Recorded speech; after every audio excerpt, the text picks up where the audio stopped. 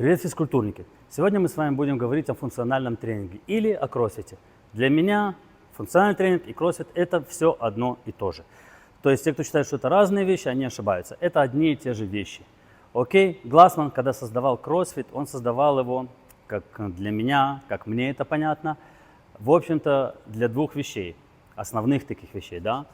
Первое – это чтобы атлеты могли развиваться и тренироваться чуть больших и в разных вещах, а не только вот в своей какой-то вот закрытой коробке. То есть обычно бегуны только бегали, штангисты только тягали штангу, да, там гимнасты занимались только гимнастикой. Если уже совсем грубо, да, понятно, что там, может быть, и были какие-то чуть-чуть туда-сюда ответвления, особенно в последние года, но все равно, в основном это вот ты занимаешься чем-то одним, ты вот в этом только тренируешься.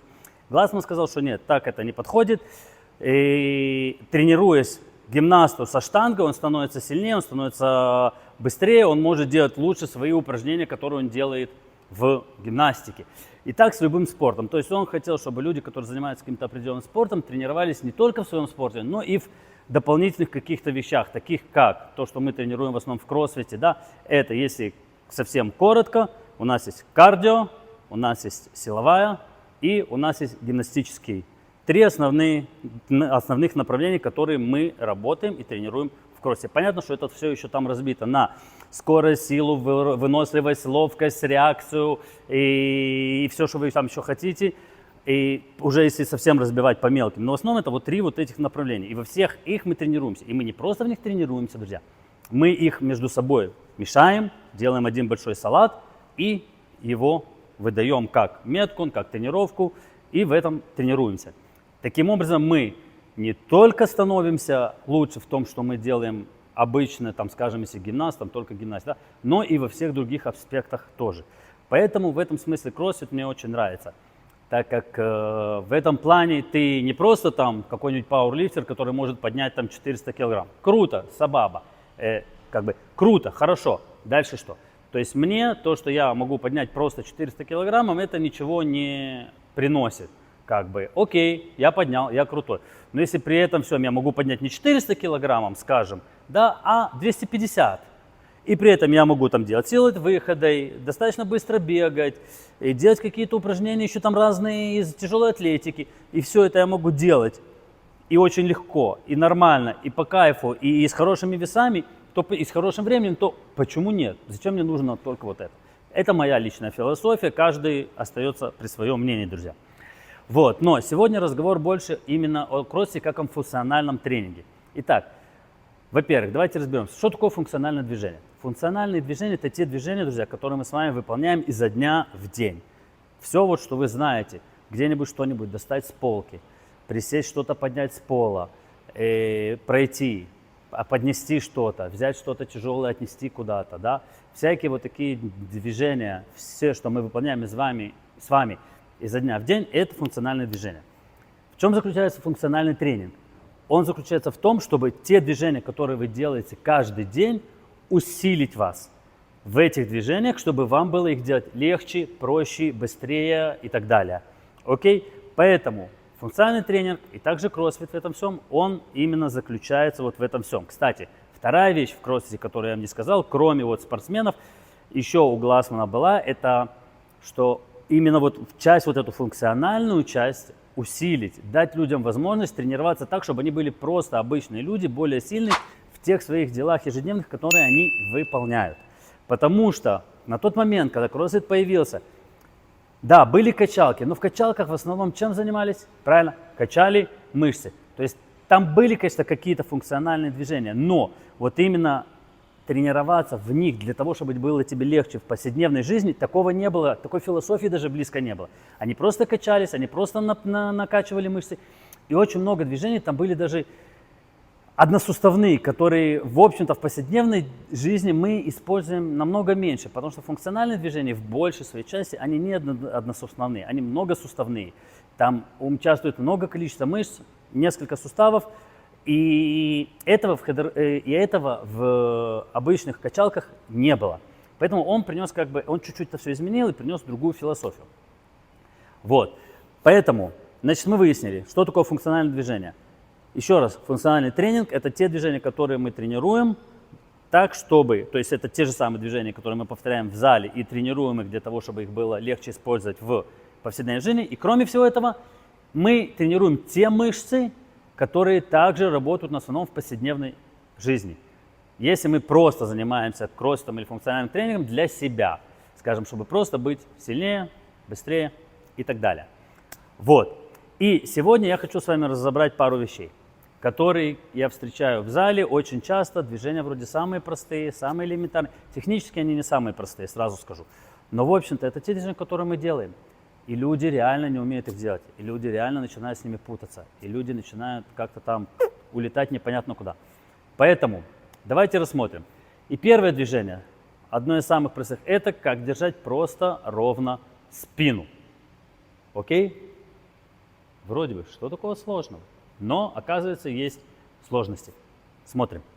Итак, друзья, когда ко мне приходят на тренировку люди, и я им элементарно говорю, сделайте good morning, да?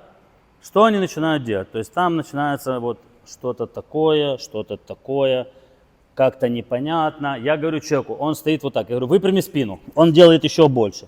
То есть даже элементарного слова «выпрями спину» люди не понимают и не знают, что с этим делать. То есть элементарно выгнуться и стать ровно они не в состоянии, потому что они не знают, какие элементарно мышцы нужно в этот момент напрячь.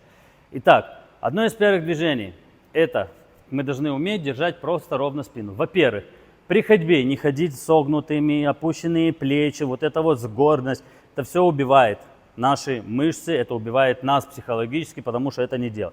Ходить надо ровно, грудь держать открытой, спину держать ровно, плечи раскрытыми и ходить. Да, вначале это может быть не очень удобно, вначале это может быть непривычно, но со временем, если будете вначале себя заставить, вы привыкнете. Итак, первое упражнение, good morning, выполняется, когда мы стоим просто ровно, мы отводим таз назад, окей, держим спину ровно, наклоняемся до того момента, как каждый может, в зависимости от своей растяжки в эмстринге, окей, наклоняемся и назад. То есть уже в таком простом упражнении люди путаются. Что тут надо знать? Первое, когда мы отводим таз назад, мы отводим таз назад. При этом у нас вот есть прямая, правильно? Вот мы стоим ровно. Тазовый сустав и коленный сустав на одной линии. Когда мы начинаем отводить таз, линия коленная остается здесь, тазовый уходит назад. Значит, при этом что делают люди? Почему-то начинают сгибать руки, извиняюсь, выравнивать ноги, колени прямые и уже никуда не могут опуститься. То есть им говоришь, согни колени, они начинают приседать. Тогда начинаешь объяснять, что тазом работаем, только тазом. То есть первое, что, друзья, нужно запомнить, мы отводим таз назад, линия таза уходит назад, колено при этом расслаблено. Мы не пользуемся коленом, но из-за того, что тазов уходит назад и бедренная кость отклоняется назад, тут происходит угол, и колено, естественно, сгибается. При этом мы удерживаем ровно спину, и мы не, как я сказал, не включаем колени вниз, мы уходим максимально назад, как можем, и потом опускаемся уже, используя уже, растягивая эмстринг, насколько это нам позволяет. Это первое и самое простое упражнение, которое нужно выучить. Дальше, друзья. Второе упражнение, которое я хочу, мы сегодня поговорили, это воздушные приседания. Окей? И самое вроде бы тоже простое. Мы каждый день садимся, извиняюсь, на унитаз, мы каждый день садимся на какие-то стулья, скамейки. И при этом люди, что они делают? Они вот так вот падают, садятся. Они не в состоянии держать тело ровно и просто отсесть и сесть назад, как положено, спокойно. Они плюхаются вот так вот. Поэтому, смотрите, понятно, что тут технику надо работать, это все-таки непростая совсем техника, но элементарная вещь, я думаю, можно попробовать даже из моего видео запомнить и сделать. Итак, мы стоим на какое у нас расстояние между ног. Я всегда говорю своим ребятам, смотрите, чтобы стоять, мы ставим минимум расстояние бедер, это то, где ваши должны стоять пятки. Приблизительно расстояние должно быть между пятками, это расстояние бедер. Если кому-то это мало или еще что-то, можно встать чуть пошире, да, но не уже. Второе. Носки мы отводим приблизительно на 30 градусов в стороны. Окей, теперь, чтобы присесть, все, что нам нужно сделать, друзья, для того, чтобы присесть, это держим спину ровно, нейтрально, не делаем никаких лордоз или обратную сторону.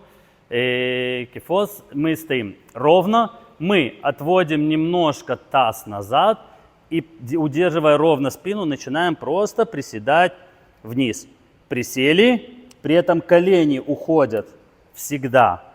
Друзья, при этом, когда мы присели, колени уходят всегда в сторону носков, они не тут и не шире, они в сторону носков. Вес мы держим на всей стопе, мы чувствуем так же, как и пятки, так и пальцы стоят на полу. Присели, каждый куда он может, и выпрямились.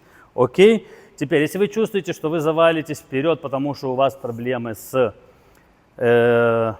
бедрами в смысле растяжки, и вы не в состоянии, или тазовый сустав недостаточно растянут. Окей, вы чувствуете, что вы, скажем, заваливаетесь вперед слишком сильно. Окей, что вы можете сделать? Это есть такой прикол, он мне нравится. Вы поднимаете носки, отрываете от пола и начинаете опять приседать. И когда у вас носки, и вы не просто отрываете, а вы их держите наверху. Когда вы их держите наверху и приседаете, то хочешь не хочешь автоматически, тело чуть-чуть уходит назад, и тогда пятки остаются полностью на полу. Это второе. Третье. Иногда у людей бывают вот такие вот движения, что нога складывается вовнутрь. То есть вроде бы колено держит нормально, а вот пятка уходит вот так вот вовнутрь. И здесь я говорю ребятам всегда, что нужно сделать, это вы опускаетесь, это вот эту часть, где находятся бедра, не просто колени развить, а именно вот так вот попробовать развести бедра и сделать ударение на то, что вы вот край латеральной вот этой вашей стопы, вы просто вот как бы нажимаете на него, так, чтобы чувствовать, что он все время на земле.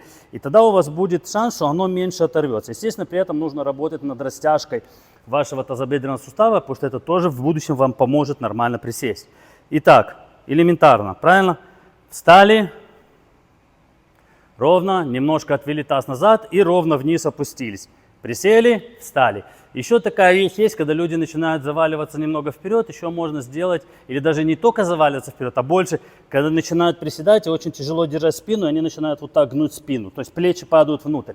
Что можно еще сделать, это берем руки вместе, поднимаем вот так вот наверх, не ровно, а перед собой на 45 градусов.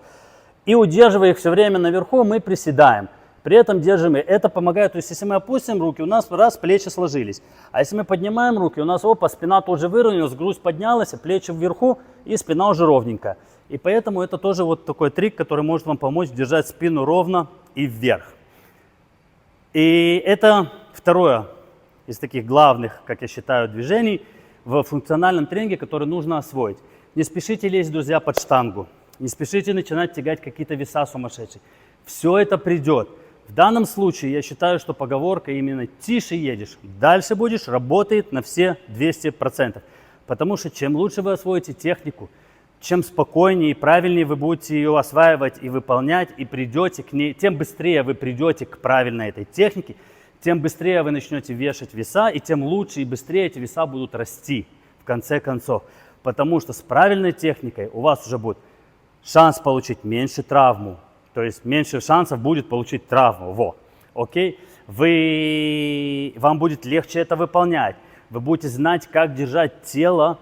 Вы научитесь правильно держать и управлять своим телом без веса. А когда вы положите вес, то вам ничего не изменится. То есть для вас не будет шоком, что ой, на меня что-то набросили, и тут у меня все начинает ломаться. Нет, ничего ломаться не будет. Потому что при выполнении всех этих функциональных движений с собственным весом, когда вы будете натренировать их, вы, кроме всего, будете также еще делать какие-то другие упражнения, дополнительные аксессуары, которые будут нагружать те мышцы, которые нужны в этих упражнениях. Они будут укрепляться, становиться сильнее. И когда вы возьмете просто ту же штангу и положите себе на спину, да, вы будете чувствовать вес на спине, но при этом спина не будет ломаться, потому что она у вас уже достаточно сильно натренированная. Она знает, что нужно делать. У мышц есть память, и она будет стоять ровно и держать. И в этом весь кайф, потому что те, кто спешат, даже если они приходят в конце концов к каким-то результатам, они приходят это вот так вот, через одно место. И с травмами, и долго не получается, и там еще что-то у них сыпется, рушится. А те, кто идут более спокойно, в конце концов приходят или быстрее, или даже с той же скоростью, но они приходят здоровыми, в смысле не поломанными, и с хорошей техникой и прогрессируют гораздо лучше, друзья. Поэтому обязательно это запомните. Итак, друзья, на сегодня это все. Сегодня ставьте лайк, подписку. Вам не сложно, мне приятно, а YouTube будет полезно для продвижения моих видео. И увидимся в следующих видео, народ. Пока!